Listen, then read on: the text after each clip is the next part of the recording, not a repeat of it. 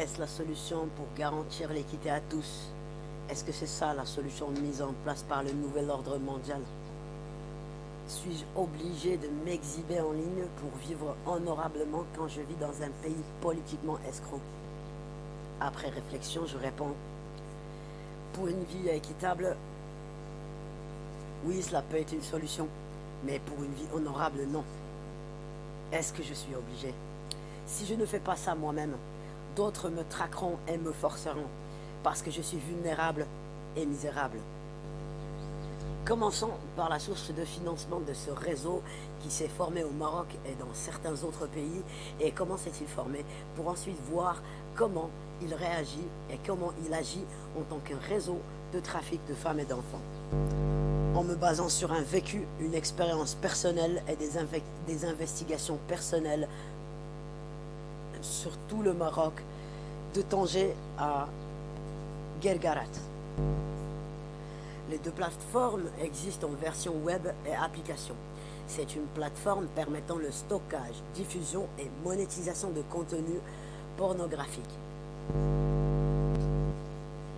Protégé par tout un système de sécurité, d'identification et de vérification, protégé par des conditions générales d'utilisation et des déclarations sur l'honneur, de responsabilité totale des membres prenant avantage des deux plateformes, de manière à ce que seuls les membres sont responsables du contenu qu'ils diffusent et de la manière dont ils utilisent les deux plateformes. Le membre doit s'identifier avec pièce d'identité ou passeport plus selfie pour créer un compte sur les deux plateformes. Lors de la publication de contenu, il doit fournir des pièces d'identité des acteurs de contenu et des justificatifs de consentement, c'est-à-dire un agrément signé par les modèles acteurs dans le contenu et qui dégage totalement de toute responsabilité le producteur du contenu. Une fois posté, tous les contenus doivent être vérifiés pendant quelques jours par un certain service de modération avant d'être publiés. Les paiements des revenus de monétisation de ces contenus sont tout à fait traçables de bout en bout. C'est-à-dire qu'en cas de litige, on peut tout simplement trouver le propriétaire du compte créateur sur le site et le tracer les paiements effectués sur son compte et à son profit. En cas de besoin, les deux plateformes peuvent fournir les informations juridiques nécessaires pour se défendre de toute implication dans les activités suspicieuses de leurs membres actifs dans les deux plateformes. Ces dernières calquent les mêmes critères de fonctionnement que pour les plateformes dating white label, sauf que, tel le adult dating, on se demande si c'est légal universellement, si oui, à quel taux et dans quel pays.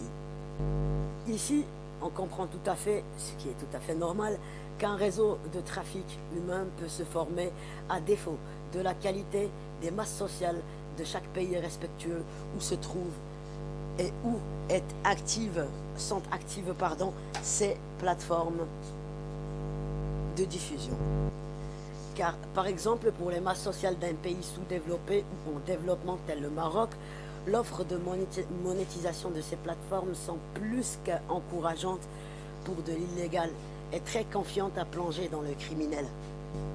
Surtout dans les pays sous-développés, fondus dans la diminution, la marginalisation et la misère.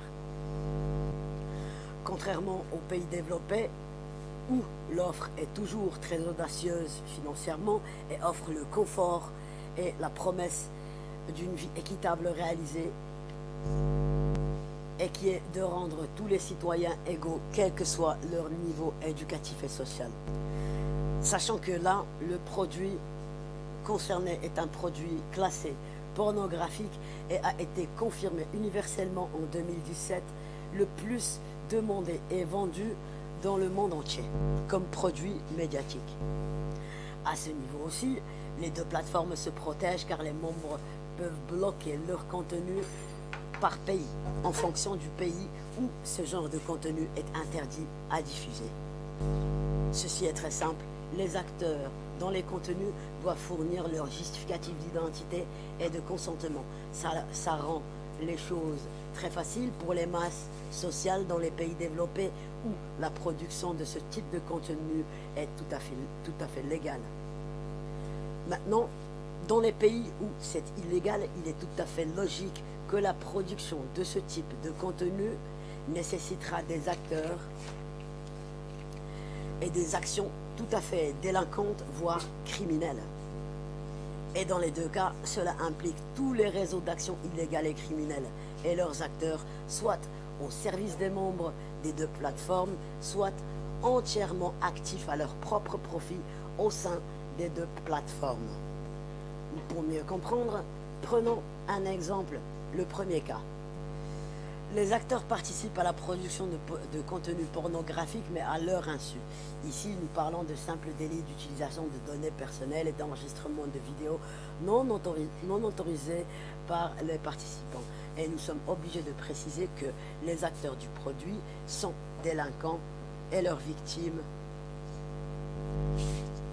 également, et que ici, 2 délits au moins ou plus sont commis. Précisons que nous parlons d'un pays où ce genre d'activité est illégal. Le deuxième cas, les acteurs du produit sont forcés de participer à la production pornographique par quelconque force. C'est ici où les choses se jouent sur un plan social de proximité et via les réseaux criminels, soit au service d'autres personnes, soit à leur propre profit. Et ici, je vais vous expliquer l'un des schémas des fonctionnements de ce réseau de trafic humain selon nos observations qui ont duré plusieurs années.